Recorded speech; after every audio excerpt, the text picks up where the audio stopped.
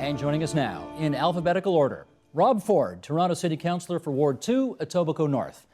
Joe Pantalone, Deputy Mayor and Toronto City Councillor for Ward 19, Trinity Spadina. Rocco Rossi, former National Director of the Liberal Party of Canada. George Smitherman, former Deputy Premier and MPP for Toronto Centre. And Sarah Thompson, publisher of the Women's Post magazine. Also, join us online for our live chat on our homepage at tvo.org/theagenda and weigh in with your thoughts on the race. Let me welcome everybody here. It's great to have you for show number 1 of season number 5 here at TVO. Some housekeeping off the top, and then we'll get right to the discussion. First of all, full disclosure. I have a son who likes politics a bit too much. He's back at university now, but for the summer, he spent his summer working on George Smitherman's campaign. So we put that out there in the interest of full disclosure for everybody to know. Number 2, we want to point out to our viewers that we have a new set here. The idea is to bring everybody a little closer together in the hopes of encouraging a more intimate conversation, so we'll see how that goes tonight. You have all done lots of debates, dozens of debates already, but they say that the campaign starts the day after Labor Day, and that's right now. So here we go. We're only going to talk about 2 things tonight. We're going to talk about fiscal responsibility, which you have all identified as being very key planks in your platforms, and we're going to talk about leadership, and that's it. So here we go. To that end, Michael Smith, Director, if you would, let's bring up our first graphic of the evening. This is from the Toronto Star from several months ago. Condemned daily as an out-of-control spendthrift, Mayor David Miller is holding up a $100 million budget windfall as proof that his successor won't need to slash spending or outsource city services. The unexpected money, bringing the 2009 surplus to $350 million, puts Toronto on a solid financial footing heading into 2011. Quote, if people want to slash and privatize, it's because of their own ideology or political opinions, the mayor says. There is no financial reason to do that whatsoever. From the Toronto Star earlier this year. First question, we'll go in alphabetical order here, so Rob Ford, you're up first. Are the city's finances, in fact, on solid footing? No, not at all. We're $3 billion in debt. The residents of the city have been hit with a property tax increase of 5% every year, a garbage tax equivalent to about $200. Water rates have gone up 20%. Land transfer taxes, a vehicle registration tax at a cost of $60. It's tax, tax, tax, spend, spend, spend. We're over $3 billion in debt. We're over $300 million behind in road repairs. Just to finance that debt is $300 million a year. We have a major, major spending problem, Steve. We do not have a revenue problem. Joe Pantalone. Well, the facts are the facts. The facts is the City of Toronto does not have a deficit. As a matter of fact, it's prohibited by law to have deficit. It's the 6th largest government in the country. It's the only one that doesn't have a deficit. We have a debt, that's true. But you know what? Every person who wants to buy a house has a debt because you have to put cash on the barrel. You know, you don't put cash on the barrel, you have to get a mortgage.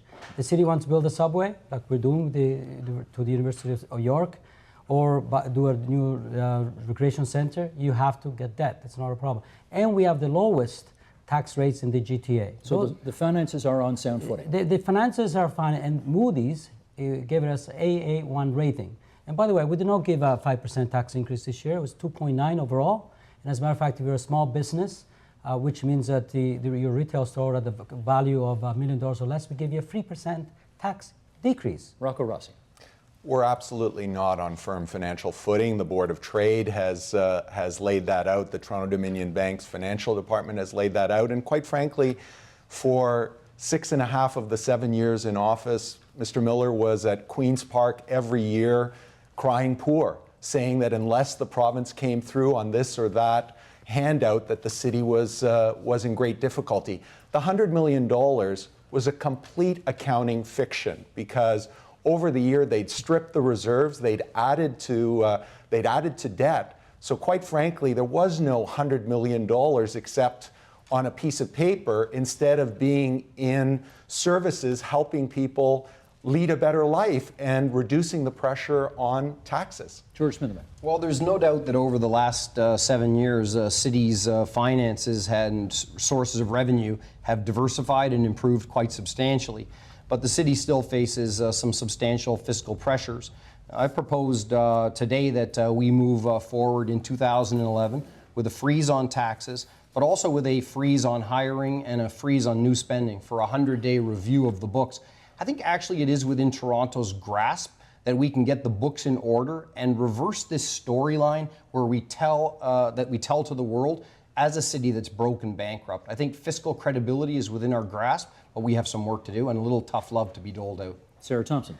Well, the Board of Trade has called for a $469 million deficit next year. So the fact is we will have this deficit. We have a $3 billion debt.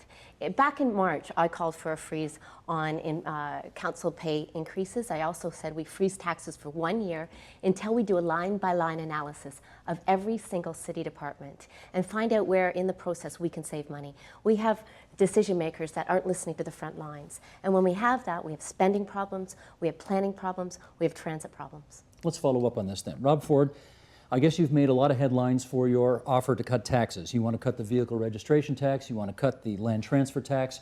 If the city has a revenue problem, if the city has a fiscal stability problem, why cut the taxes that are going to deprive the city of tens of millions of dollars it needs to pay for programs? Well, for the first 8 years, I've been on council for 10 years, we never had these taxes and we never had a problem. If we would have went out and got a competitive bid on our subway car purchase, the largest purchase in Toronto's history was $750 million. Siemens came in my office and said we could do it for $550 million. Right there, Steve, we could have saved the taxpayers $200 million. We didn't have to go out and squander $80 million on an overrun on St. Clair right away. The St. Clair right away was budgeted $43 million. It's up over $120 million right now. Okay, there's excess of $80 million just squandered. But on the taxes, can you really cut those taxes? And absolutely. Will it deprive the city of necessary revenue? It's less than 2%. In the private sector, I run my father's label company. As you know, we have to find efficiencies of 10 to 15% every year. I'm talking less than 2%. Joe Pantalone, can it be done? Well, I don't think it can be done. I think both Mr. Ford and Mrs. Smithman basically are the tax slash and and freeze arguments. My argument to you is how can you forego a 2% revenue, which is $41 million, and 2% is the average tax if it's inflationary approximately, which is $41 million you'll be losing. You freeze hiring. Does that mean that the bus driver, when he retires, or the streetcar driver, you're not going to replace him or her? Does that mean that we're going to be cutting services now in the TTC, and even though people are clamoring? Let me ask, where are you going to get the $41 million that would be cut by getting rid of those two taxes? Those two taxes would be $230 million. Sorry, Steve, we just spent $45 million on renovating Nathan Phillips Square. Where's our priorities? People want the roads fixed. That's the number one issue. We're $300 million behind Rocco the road Rossi repairs. says it's not that dramatic to cut those taxes. It can be done, he says. To be clear, eliminating the vehicle registration tax and the land transfer tax would be the equivalent of about $230 million per year. You multiply that by 4 years, you're looking at $1 billion of an additional hole that has to be made out. Yes, there are some one-off projects that Mr. Ford points to, and yes, he points to a lot with respect to the expense accounts of councillors. But if you reduce council to zero, eliminated all their expenses and their salaries and their staff salaries, you'd reduce the expenses of the City of Toronto by less than 0.5%. So that won't get you the there. single biggest cost at the City of Toronto are labor costs. It's over 50% of the $9.2 billion operating budget. And from 2002 to 2009, it grew at 6.5% per year, each year compounded. Okay, we're going to get to that, but I want to stick on the taxes. You say, can he cut those taxes and still balance the books and pay for the programs people want? Well, not those taxes. I'm happy to try and help clarify for everybody. I made a commitment today to freeze taxes for the year going forward, which forgoes new revenue. And I have also proposed a 1/3 reduction in the vehicle registration tax, which is about $17 million. So my total tax cut offering is $17 million versus Mr. Ford's of around $230 million. I don't see how he can practically do that without elimination of services. But from the very lead-in in this piece, we see that the city does have some additional fiscal room, as evidenced by the mayor finding $100 million in his back pocket. And with some fiscal discipline that involves all councillors coming together and to reprioritize and focus the city's budget, I'm extremely confident that we can get it done. But I also know from talking to Torontonians that they insist that the length of the city's arm reaching into their pocketbook be held back. And I think that this is why I proposed this and why I also proposed to be the budget chief and to lead this exercise. Sarah Thompson. Yes, Steve. I think that's a great question. I have called for reducing the land transfer tax and getting rid of that and the license registration fee. And the way we do that is by reducing contingency fees or cost overruns on city projects. We can save well over $200 million a year by reducing. They've climbed up from what is going on in the private sector for about 5%. They've climbed up to 25, 26%. If we simply reduce those and say, no, we're not going to take it anymore, and we're angry as hell, we're not going to take it anymore, I think we can bring that down, and we can say fixed price on contracts. We can save about $230 million right there. If it's $1 billion over 4 years that would be foregone by cutting those two taxes, where will you find that money, or what services will you cut in exchange? Steve, I just explained, I take it 1 year at a time. You don't look at 4 years. You take it at 1 year at a time. And it's $200 million is less than 2% of $11.6 billion. But it's got to be found, right? I've just explained to you. You won't go out and sole source $750 million purchase as the largest done. That's been done. do that every year. Hang on, that's been done. What are we talking There's about the money. going That's what forward? I'm saying. The money, you have the money right there. So we didn't need the land transfer tax, and we didn't need the car registration tax. That's exact. And we don't need the $45 million. So there is a gap. So we didn't have those taxes. We wouldn't need it. So we're saving $200 million if we would have got a competitive bid. And this Peter Street shelter, we're spending $275,000 per bed. We budgeted $5 million for a 40-bed shelter. Now we're up to $12 million. You do the math, Steve. That's $275,000 per bed, per homeless person. That's insanity. There's no question, and Rob is absolutely right. There are a number of examples of waste. But if you're going to eliminate permanent revenue, you have to have a systemic, permanent cut on the cost side to match it. And as I said, unless you're prepared to really redesign, reinvent the way we deliver services at City Hall, then you're not going to get there. And also the other thing is, yes, if you're prepared to accept a city that aspires to no expansion of transit, if you are willing to accept a city that doesn't want to be competitive against New York and Chicago and Dallas for jobs, if you're willing to accept a place where we have growing numbers of priority neighborhoods, if you're willing to accept the tearing, then you can get away with it. Word on this? Well, the question is, you see, what kind of city do we want for the future? Is it a city that we freeze taxes and you forego Mr. Smithman's suggestion, if it was a 2% tax, it's $41 million? You have to find that money because inflation is in the system. You know, and yes, it cuts the other tax, $70 million. That's $58 million behind you are to start with.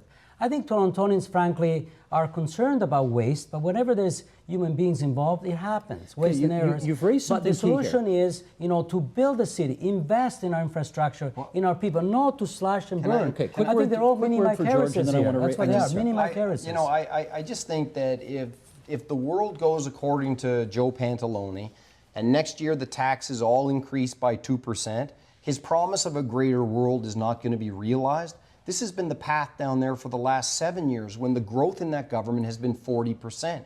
I think that this is a period of restraint and some sacrifice is necessary on the part of those in the public sector. And in 2011, we should take a time out from the growth in those rates of taxes. Sarah Thompson. Look, Steve, it's like this. We are spending, way overspending on programs. We have the hockey rink, the stacked hockey rink that they want to build, and we don't even have the money for it. It's like going out and buying school supplies for your kids and buying $400 worth and only having $100 in your pocket. You're just not going to go in line and say, I hope somebody else will come and pay for it. And that's what we keep doing at the city. We've got to stop initiating programs when we don't have the funding. But having said that, this guy's first in the polls for a reason. And the reason that a lot of people tell me is that they're looking for somebody with credibility on fiscal responsibility issues. And for whatever reason, they seem to think he's the guy so far. I think on this, the discussion about waste and these anecdotes, the 3 or 4 or 5 that he rolls off his tongue at every debate, have become a proxy for a fiscal plan. And today I start on a different path, and on the 27th of September, I'm going to lay out for people a real cost accounting of all the promises that I made and what the implications of those are. And I think this is what's necessary in this campaign, because so far he's getting away with this story about $1 billion in revenue givebacks, without actually answering your question, despite asking it 3 times about what service cuts are going to come. I know, do You know what, Steve, what's comical is people said, Rob, when you're elected, you won't be able to do your job without spending your $53,000 tax-free expense account.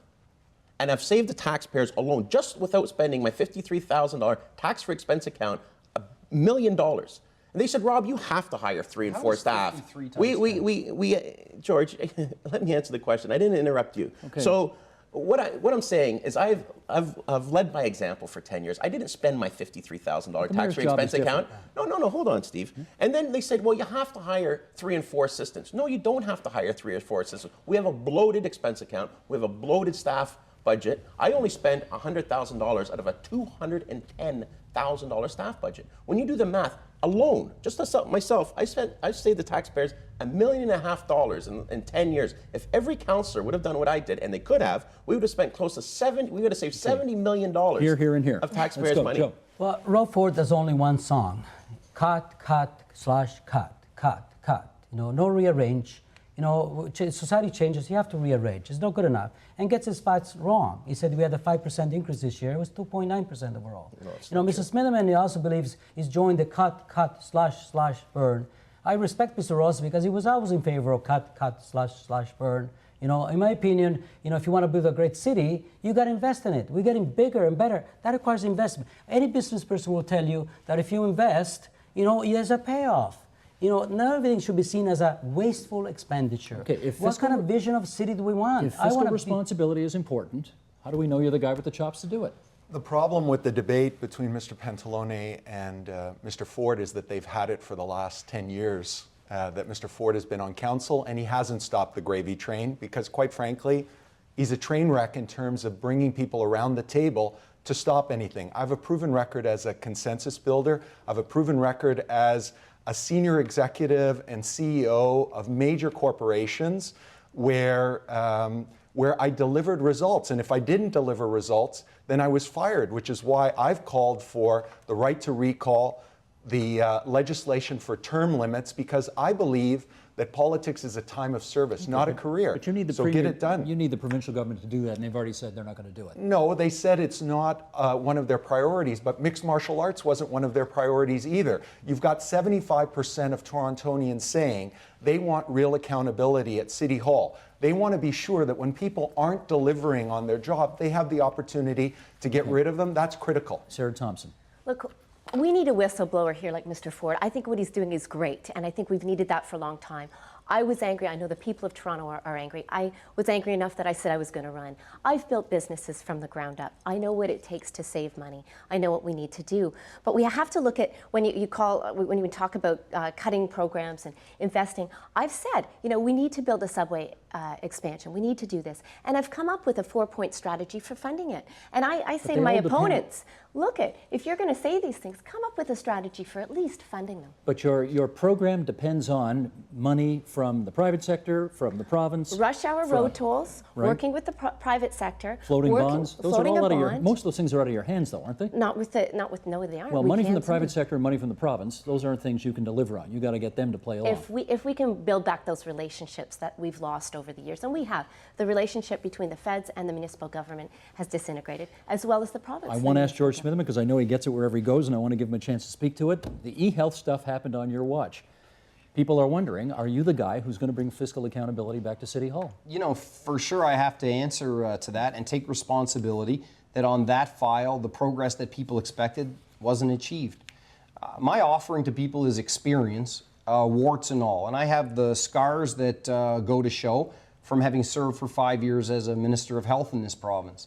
In that time frame, I accomplished many results that matter to people, and I made tremendous strides on fiscal improvement in hospitals and with drug budgets and the like. And I would assert that in this crop of candidates, I have the range of experience which sets me in the place to be able to fulfill fiscal credibility for the City of Toronto. And I think that having run an organization with as many moving parts as the City of Toronto, I'm the only person at the table with this experience, and I recognize that, of course, across that range of experience, there are areas where people would say you didn't do well, but there are also areas where I'm seen to have done quite well. Let me follow up with Joe Pantalone. It's probably fair to say right now that there is kind of an appetite for change at City Hall. And a lot of people think you represent, being the deputy mayor and being a close colleague of David Miller's, you represent continuity. Is that a problem for you? No, I represent the embraced but distinguished. I'm proud of David Miller's record on Transit City. I'm proud of David Miller's, and I as deputy mayor was part of it, environmental record. The mayor of Los Angeles said that Toronto was the greenest city in the world. That's something to be proud of. I'm proud of the fact that we're recycling 50% of our waste before, and when we start with 25%. I'm proud of the city that's been called the fourth best city to experience culture in the world by Foreign Journal magazine out of the US. Those are accomplishments. We are proud Torontonians. 85% of Torontonians like our city. I'm proud of that. However, I want to change. I want to be more efficient in terms of the TTC in particular. I want to make sure we give a break to seniors, $50,000 or less in your income. You don't get any property tax increase in the next few years. And we'll sell the personal vehicle. I run City Hall. And there's been no crisis in terms of corruption, no billion-dollar waste. Okay, let me follow up with Rob Ford on this. And the exhibition place, by the way, in the last 5 years has given a $9 million profit to the city. I've been chair of it, and we built the BMO Field. We transformed the Ostrom Center. You can build a city. I got to go to Ford. Got to keep equal time here. On to Ford. Okay. Obviously, your campaign's captured a lot of attention for the reasons that we've outlined here today, and you've been able to do what you've been able to do as a city councillor. Obviously, the mayor's job is a lot different. It's not the same as representing one neighborhood in the city. It's the whole city. It's 2.5 million people.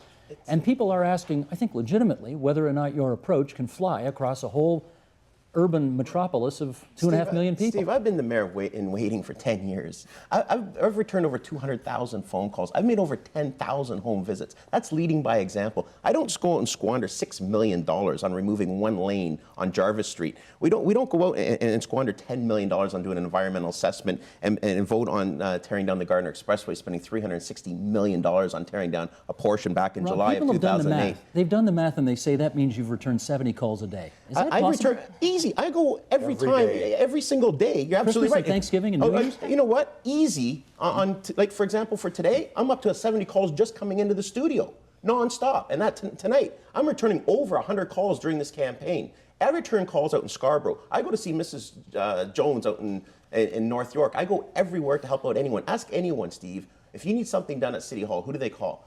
Now, they don't call their council. The councillors don't return calls. I will guarantee when I'm mayor, they'll be getting their calls returned. Sarah Thompson. A Sarah Thompson administration will build collaboration. You can't return all the calls as mayor, but what you can do is make the councillors accountable. I want them to work full days to get full wages. And right now we've got councillors here like Mr. Ford who works part-time and takes a full-time paycheck. I think that's wrong on so many levels. How's he working part-time? Well, I haven't seen him there. He's never there. So he'll be there for a vote. He's got full-time jobs. He's yeah, a CFO he's for his CFO father's company. And he's a councillor. He's councillor. I have 98% attendance. Over 3 days a month. I believe, and have you ever been to a budget committee meeting? I've been to more meetings than he's been to, and I don't even work there. So I believe that the councillors have to work full-time, first of all. You can build consensus. You can work with others. You can really build those relationships that we need at City Hall. We need them amongst the council, but we also need them with the provincial Can I just government. clarify this? Are you working full-time? Of course. I spend maybe 5 hours at DECO a week. I'm spending 70 hours. I have 98% attendance record. Go to the voting. The voting stats speak for themselves. Pull my voting record out against any other councillor. I'm at 98% of the votes. Doug Hall is at 99.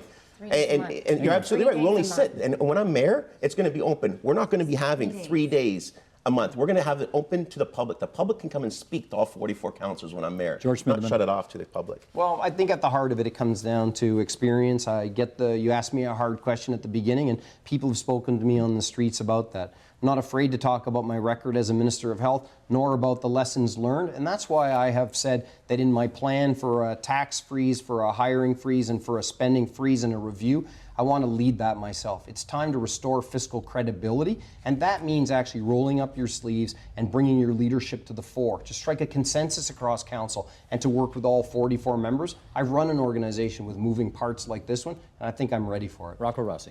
Today, Mr. Smitherman said he wants to be budget chief. Well, I want to be mayor, and in my city, George Smitherman could not be hired as budget chief because quite apart from e-health, there's the issue of his transit plan, which the Globe and Mail called reckless and irresponsible. And only last week, he said he was going to add to business taxes by over $10 million, and now he's talking about a tax freeze. Wow. So none of these numbers add up. None whatsoever. There is no credibility on the fiscal file. I do have to let him This is respond to that. very Go ahead. direct. Firstly, Mr. Rossi, in our Toronto, it's very unlikely that the people are going to give a job to someone who has no experience whatsoever, and that is your track record. We can't afford your experience. Much less, sir, your commitment to sell off Toronto Hydro, which is a cherished asset, which the people of Toronto have shown you that they don't support. And talk about getting your numbers wrong. You estimated its value at $2.5 billion when you know its street cash value is probably somewhere less than $1 billion. Let me just confirm that I understand what you're saying.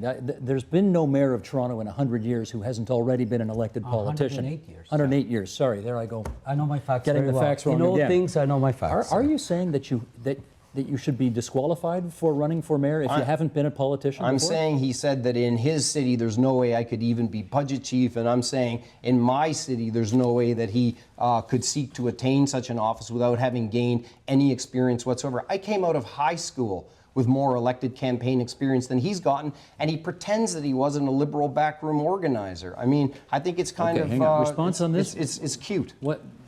No elective experience, and for some people that's a problem. For over 100 years, we haven't. And so if you like the results of what we've had, then go ahead and repeat it with a career politician. But if, like me, you believe that in 2003 we made a huge mistake in not electing John Tory instead of David Miller, we would have been far better off 7 years later. I'm offering a similar background, heavy experience in business, the charitable sector, and a long history of community involvement from the United Way to Heart and Stroke Foundation, an ability to get things done. I got a minute left in this segment. 30 seconds here, 30 seconds here. Go ahead, please. I'm an entrepreneur. I've worked for 24 years building businesses from the ground up. I have experience. I don't have the kind of experience that has got Toronto into the mess we're in today. And I would never hire somebody who had $1 billion fiasco as my budget chief. I'm sorry, but there's no way. Nobody in the private sector would ever accept that. And to think that the government will accept that is just wrong. I don't think we should be doing that. You have no elective experience, though. Does that disturb you at all? The experience I bring is experience building companies, working collaboratively with others. That's the experience you need. This is relationship building and leadership. I think Mr. Rossi thinks to be mayor of Toronto, Canada's largest city, is a start a job. I think you should do some apprenticeship to get it. And Mr. Smitherman thinks it's a consolation prize for not becoming Premier of Ontario. Steve, I gave up because a in great England, been career. elected, you know, we stand on the shoulders of our ancestors. Our ancestors said that having experience at council is important. Only two people bring that experience: Rob Ford and Joe Pantalone. His is a slash There's and a burn. fine choice. Mine is building. You know what? People like this city. I don't know why you're putting all that jumping in here. about our city. Jumping in. I've had 20 years of private experience and 10 years of City Hall experience. I'm the Understood. only one at this table Okay. that has a combination of We both. promised to talk about two things today. Fiscal responsibility, we've talked about that. Now we're going to talk about leadership for the remainder of our time. This campaign, if I can immodestly put it this way, is a bit of a job interview. You've spent a year applying for a job. So let's do the job interview the traditional way you have to do a job interview. Rob Ford, what's your greatest strength? What's your greatest weakness? Being called the steadfast champion, I landed the largest development in Toronto's history. The Woodbine? It's gonna create Woodbine Live, and I was called the steadfast champion. I spearheaded landing 10,000 jobs, getting the Quarter Group up the Woodbine, sitting down, spearheading public meetings, spearheading city staff meetings, sitting down with these developers from the States. Marcus G's in the green room right now, and I think he did a piece in the Globe and Mail saying that You know what, you had a part in it, but you can't say you spearheaded it. What do you mean? Well, talk to Jane Holmes, who when you get many described as a employees have been hired? steadfast champion, what is that supposed to mean? Okay, what's your greatest weakness? Your greatest strength is that? What's your greatest weakness? No, you know what? I'm a leader. What's I'm your a greatest proven weakness? Leader. Maybe I eat too much. Maybe I'm overweight by a few pounds. You know what? I have a proven track record. What's of your success. greatest weakness? My greatest weakness is I got to lose about 50 pounds. But you know what? I employed 250 people. When I came out of Carleton University, we had one plant in Rexdale employing 50 people. Now I can proudly say, with the help of my brothers, we have plants in Chicago, New Jersey. We've expanded. We employ 250 Okay, I'm going people. over here now. Joe Pantalone, greatest strength, greatest weakness. Well, my greatest strength is the ability to work with people on a credible reputation. You know, I work with David Miller. I work with Mel Lustman, who's chair of the Planning and Economic Development Committee, Tree Advocate Exhibition Place. That, you know, if you want somebody who's ready to get into the job immediately, knows what needs to be protected in this amazing city, and what needs to be trimmed, pruned, shaped, or with tender loving care, Joe Pantalone is the guy. And you've been there 30 years. It'll be 30 years at the end of this year, and you know what? We have an amazing city again. You know, I don't know Okay. why everybody wants to put down this city. I don't think they're putting down the city. You're putting down each other, but that's another story. Okay, biggest weakness, Joe Pantalone? Well, I'm not the fiery speaker that puts the grass on fire just by being present there. But you know what? I think people need a steady hand at the helm, because I let the Torontonians basically guide the city in the community, in the business. I want to work with John Tory, for example. He'd be one of my closest people to work with after the election. Rocco Rossi, greatest strength, greatest weakness? A record of consistent excellence, whether it was as a scholarship student. I started as I'm the child of immigrants from a modest family, won scholarships to Upper Canada College, to McGill, to Princeton, then had an incredibly successful career as a senior executive for companies like Torstar and Labatt Interbrew, and I was CEO of MGI Software, publicly traded company, which I turned around from bankruptcy to profitability, and then as CEO of the Heart and Stroke Foundation of Ontario, which over 4.5 years we raised $500 million, and I left the foundation with $130 million in the bank to continue its life-saving work. Greatest weakness? I've never held political office, and I've never been arrested, so I guess I can't be a front runner. Oh, that's a shot. That's a shot, isn't it? That's a bit of a personal shot. But it's been the character of this race, and one of the reasons why for over 108 years someone from outside has not been able to win, because name recognition and notoriety is the thing that's overwhelmed all of the other qualities that people should have to have the position. And, that's what needs to be broken through. But seriously, though, do you have a personal weakness that you want to share with us right now that you think you don't bring to the table? Sometimes an impatience with getting things done. That's not really a weakness, Rocco. Okay, I'm moving on. George Smitherman. Well, I'm a self-educated son of the City of Toronto who's been given the extraordinary privilege of public representation in some of the most important political assignments known in the whole country. For nearly 5 years, I led transformative change at the largest government department in the whole country. Not an unblemished record, but one that many people would say was better than most of my predecessors. I think that this is the strength that I have. This is the offering of experience that I bring to the table. I've been there in the heart of tough decisions, and I've made them, and I've made important things happen for people. What's the tenure, the average tenure of the average health minister in this province? I think it's probably somewhere less than 2 years, and I was there for just under 5 years. Are you the longest serving health minister?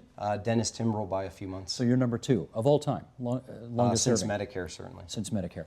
Your biggest weakness, George Smitherman? Well, actually, I was going to use the word impatience. You wrote that off when Rocco used the same words, but I think that it is always, for me, a learning in my life to be patient enough, especially when I'm driving for change.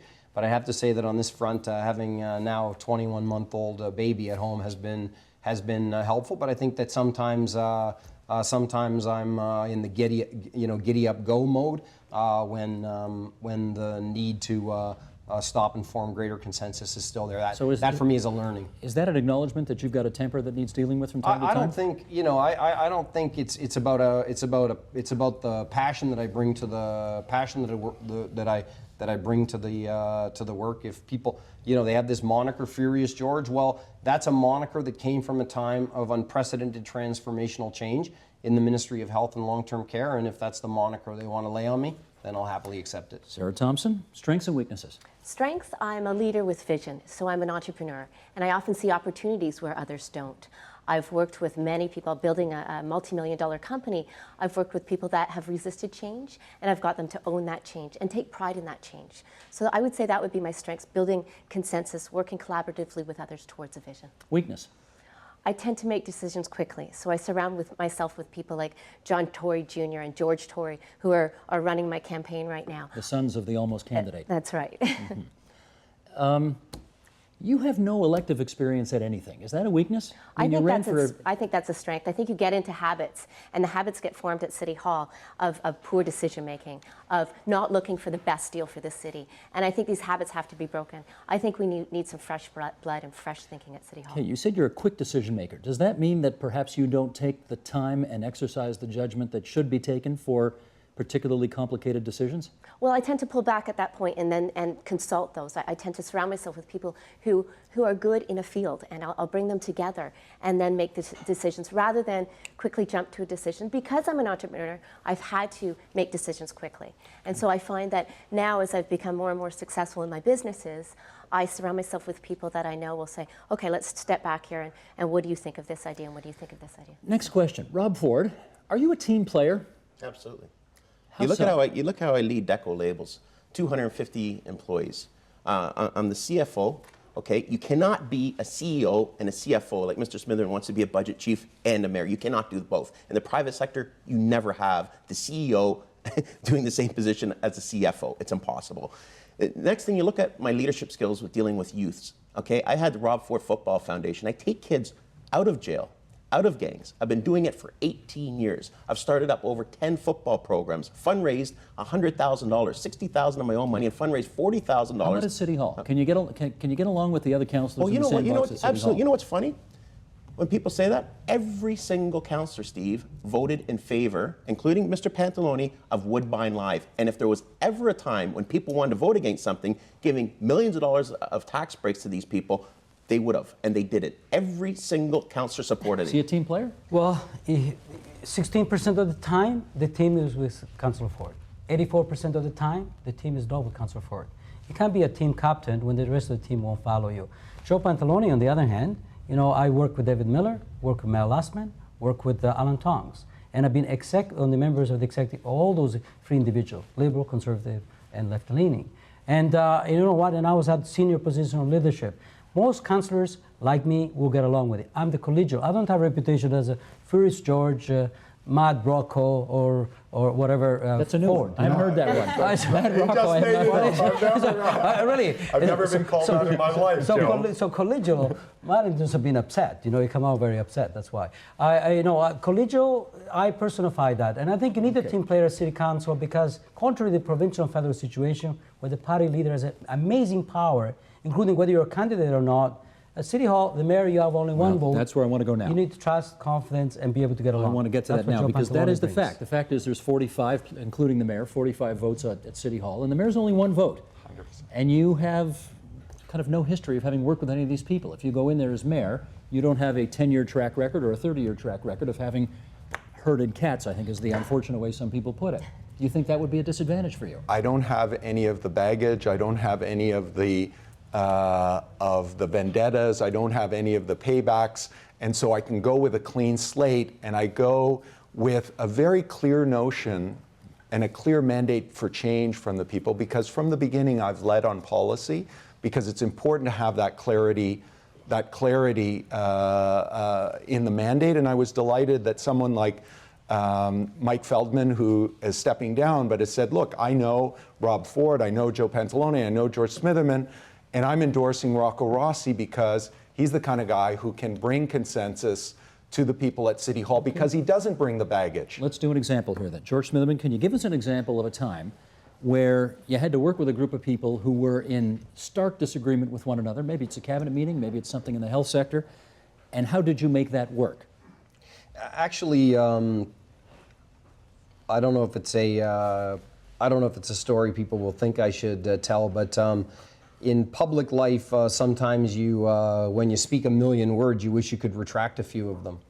And once in a heated exchange in Ottawa, under threat from optometrists of withdrawal of services for vision to seniors, I said, well, we're not going to be negotiating with terrorists.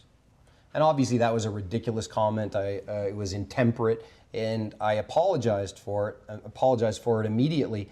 But it created the opportunity for a relationship to emerge with the organization representing optometrists, where we made more progress on their issues in a short period of time than they had seen in decades. Similarly, Joe Pantalone takes a shot and I think he misunderstands that even though Queen's Park is set up 2 sword lengths apart, you have to work with with others on the other side. Everybody's name dropped John Tory. When he was asked, when he was the leader of the Conservatives, you had to choose one Liberal which one would you choose to work with you? And he said me. Even as I was leaving Queen's Park, people from the other parties offered respect for the work that I'd done, notwithstanding that sometimes we had partisan tension. So I think those are a couple of stories worth telling. Sarah Thompson, give us an example of how you were involved with a group of very disparate interests and through your team building capacity managed to find a positive outcome. Okay, with my role at running the service stations, having managers in these service stations that had for years and years just sold oil and windshield washer fluid. And here I was coming in saying, we're going to open up stores here. We're going to sell something different. And having to fight them, but actually getting them to own that change. And once they could bring in a little change and then see the success from that and they could own that change, they could take pride again in their work. They could feel a sense of responsibility and accountability for what they were doing. That's what we need at City Hall. And that I was able to do that and create success after success after success and build a multi-million-dollar company doing that. But I think we have to be careful about bringing party politics into the municipal government, because we have left wing, we have right wing. At the city, we have to be representative of the people of this city. And we have to build back relationships between the federal conservatives, between the liberal, provincial liberals. We have to build those relationships back. And if we're aligned with one party or another party, there's going to be that division. Okay, and we have to focus on what really needs to get done at City Hall. Rob Ford, are you aligned with the party? Your dad was a Mike Harris Conservative MPP. Are you Absolutely. I've been approached by the federal Conservatives and the provincial Conservatives. And you know what? I consider myself a red Tory. I consider myself a fiscal conservative and a social liberal. And I've been offered to run at both levels, and I haven't chosen because I want to represent all the people. Okay. Can you give me an example of how you sort of dealt with well, I guess my biggest mistake when you're using terminology, I use the word, I called the Asian community Orientals in debate. And I had to obviously meet with a number of Asian people and apologize. And I meant that as a compliment. I said, the Asian people, actually what I said was the Oriental people work like dogs. And that was maybe the wrong terminology to use, and I had to apologize. I was meaning it was a compliment. When I was brought up, my dad said, work like a dog, and any time someone told me to work like a dog, that means you're a hard worker. And I used that terminology, and I had apologized to the Asian community for calling them Orientals. I did not know that was a racist comment, and to this day I apologize to them, and they are a very, very hard-working culture. Very. I went to Hong Kong, I went to Taiwan, I've been to Japan, I've been to Korea, I've seen how hard Asians work. And if people could take just a page out of their playbook, we wouldn't have the problems we do, because they are very, very hardworking people. Are you saying your relations with those communities are now repaired as a result of something you've done? No, I apologized to them. I sat down with them, and they understood what I was saying. And I said something that I regret, and that was one of the mistakes I've made in public office. Okay, Rocco Rossi, an example where you had to deal with a group of, say, competing interests, and somehow went in there and through team building capacity found a positive outcome. Well, when I was brought in to be president of MGI Software, this was a publicly traded company that was headed for bankruptcy. And management was not speaking to employees. There had been all series of cuts, but they'd not been able to staunch the bleeding. I came in, built out a plan, a long-term plan, because one of the problems at the city is they plan only 1 year at a time, and that's no way to build a vision. Built out a long-term plan for the organization, got people to buy in. There were cuts. There were offices that had to be closed. There were products that had to be dropped.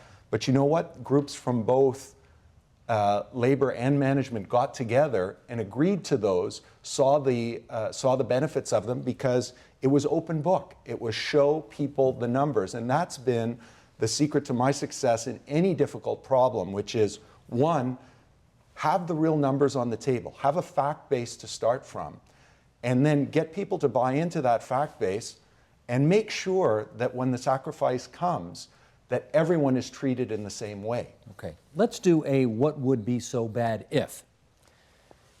George, what would be so bad if Rob Ford became mayor? I think it would be problematic, expressed to me through the voice of hundreds and hundreds of people I've met. They said they'd leave town. I think that there is associated with his views and the marginalization that he's been responsible for of various communities, that this sense of diversity, our strength, which is the city's motto, would be tossed overboard. I think also he's got a fiscal plan that leads only one place, and that is to cuts the style of which we haven't seen since Mike Harris was in office. Joe Pantalone, what would be so bad if Mad Rocco here became mayor, as you've now dubbed him? Well, Mad Rocco or, Demolition Ford or Furious George, Frankly, if any one of them became mayor, it would be a real problem. Because, this city is still staggering from the downloading from the provincial government from Mike Harris days. Something like $500 million was still left with that legacy that we have to carry. And somebody who simply has perhaps a simplistic notion of government because they have not been there. This is an $11 billion corporation that you're asking somebody with no experience to go run. Now, if what individual in the world, what shareholder will do that to their corporation? And that's asking for trouble because you're asking for experimentation. When you experiment on anybody, you're bound to make mistakes. That's what experiments are all about. That's what the scientific method is based on. Well, frankly, Toronto is such a precious living organism that we cannot afford to make mistakes because the world is full of what were once amazing cities that are no more, because people made mistakes. Look at Buffalo, look at Cleveland, look at Detroit. Frankly, that's asking for trouble, and I don't think we can take that risk. No businessman would ever take that risk. Sarah Thompson, what would be so bad if Joe Pantalone became mayor of Toronto? Well, we'd get the same old, same old. We need fresh thinking in Toronto. We need to transfer the ideas that are out in, say, Luminato, the people who created Luminato, the film festival, TIFF. Those people, they've got great ideas, and they're successful ideas. We need to get that into City Hall. The politicians say, oh, it's brain surgery here. It's so difficult. It isn't difficult. It's the same thing. We're doing business. We're taking care of those that we need to take care of. And the ideas that are out there in the city, the people that came up with Luminato, the innovation and the creative people out there, we need that at City Hall. We need a big infusion of their DNA into City Hall. Rob Ford, what would be so bad if George Smitherman became mayor of Toronto? Well, obviously, we can't trust Mr. Smitherman. $1 billion e-health scandal. Where is the money? You're going to have lobbyists and you're going to have consultants running around City Hall and not the taxpayers. You're going to have more billion-dollar scandals. Mr. Smitherman gave himself a $35,000 pay increase 2 weeks before Christmas 3 years ago. So all the councillors, we just cannot trust Mr. Smitherman. He has a proven track record of $1 billion. It's gone. And he won't come clean on which lobbyists or which consultants have the money. And why would you give yourself a $35,000 pay increase 2 weeks before Christmas right in the middle of a recession? The trust is just not there. And you look at what he's done when he was in e-health, when he was a Minister of Health. The waiting times are longer than they've ever been. It's been a complete disaster. He was a little more tough on you than you were on him. Do you want a chance to come back at him on that? I think some of what he may have said there would get lawyers writing letters and stuff. But I think a couple of things are important to note. I acknowledge that the progress that was made on electronic health while I was the Minister of Health wasn't good enough. I said that before. I've said that hundreds of times. $1 billion was spent over 10 years by 4 different health ministers. I was the Minister of Health for just under half of that period of time. And there was actually quite a bit of result for it. The auditor said the results weren't good enough, and we agree with the auditor. He's raised the specter of scandal and the idea that someone's walking around with it, and I think that's near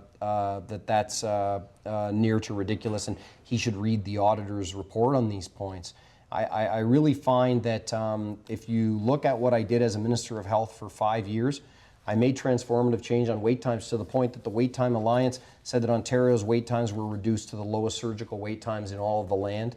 We brought 1,800 more doctors for 600,000 more people. Okay, forgive me, I'm just keeping an eye on the clock because we've got, what are we doing here? 5-6 minutes left, and I want to give 6 minutes. I want to go around the horn again and do one of these. You didn't do a which? I didn't have my opportunity to say what would be so bad, but you didn't get a what's so great. bad? No, but given that I'm at Rocco, yeah, no, I didn't. Well, let's do that then. All right. Rocco, what would be so bad if Rob Ford became mayor of Toronto? Well, first of all, I want to thank Sarah for saying that she'd like to see some of the creativity that went into Luminato come to City Hall, because I did the original business plan for Luminato for my friends Tony Galliano and the late David Pico, and it's exactly that kind of community involvement over years that I bring in addition to business experience. I think with Rob, I think it would be a lost opportunity. I think he understands the small things very well, and I think he's been a great gadfly for his time in office to try to stop some of the waste. But his vision of Toronto is a very small Toronto. It's not a Toronto that expands. It's not a Toronto that will set itself up in the world, that invests in those things that are going to make it great, that are going to bring great jobs. I want my son to build a career here in Toronto. I don't want him to have to go to the US to build a career. And in a world where you're not making the investments, where you're not going out into the world and putting Toronto in the best light, that would be the single greatest tragedy of a Rob Ford mayoralty. Let me give 30 seconds to each of you now, keeping mindful of the clock here. You've debated each other so often. We were trying to come up with something here that's just a little bit different to keep your interest. Let's end off by having each of you name one attribute of your fellow candidates that you wish you had. For example, Rob Ford, what attribute of George Smitherman's do you wish you had? Oh boy, that's very, very hard. We're just completely different. We're nothing good about the guy? We're just. I guess he wears nice suits. I don't know. We're just completely opposite. But just completely opposite politicians. Completely different. I tried. George Smitherman, what about Rocco Rossi and his qualities? What's one quality of his that you might like to have? I think the quality of Rocco's that I most admire and wish I had in even healthier dose was his never betterism. I'll say that very often, and the grin kind of goes with it. That is this sense of I think this is not pejorative, I don't mean it to be, but like a bon vivant, someone who's always pleased to see another human being and gain another human experience from it. That is, I think, something that I wish I had even more of. Rocco Rossi, what aspect of Sarah Thompson's character do you wish you had? I wish I had her pluck. I think Sarah is the Energizer Bunny of this campaign, and I'm really enjoy that quality in her. Sarah Thompson, what quality of Joe Pantaloni's do you wish you had? Oh, Joe and I, let's see, what quality do I wish I had? His basketball skills.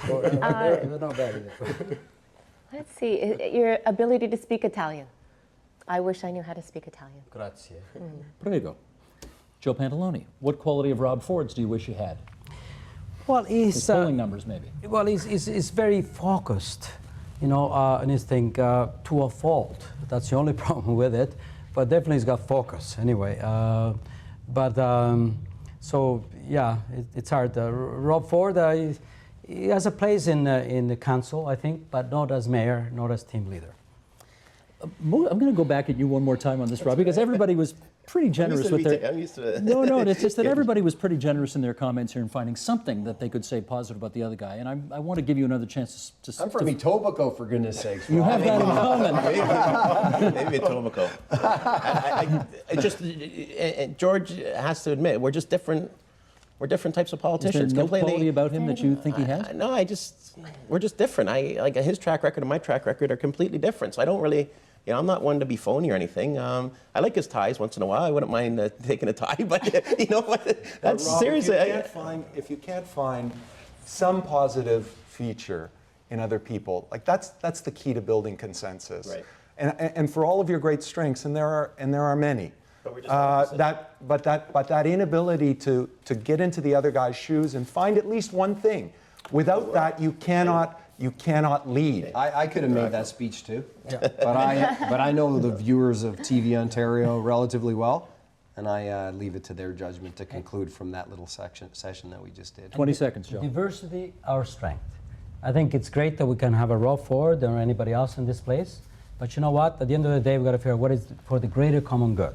And that's, as a progressive city, we've got to be able to work together for make it Toronto even better. At the moment, build subways. Where appropriate. At the common good at the moment is for me to get off on time. Can I please thank all of our candidates for coming in tonight? Sarah Thompson, Rob Ford on the right-hand side of the table, George Smitherman, Joe Pantaloni, Rocco Rossi on the left-hand side of the table, geographically, not politically, everybody.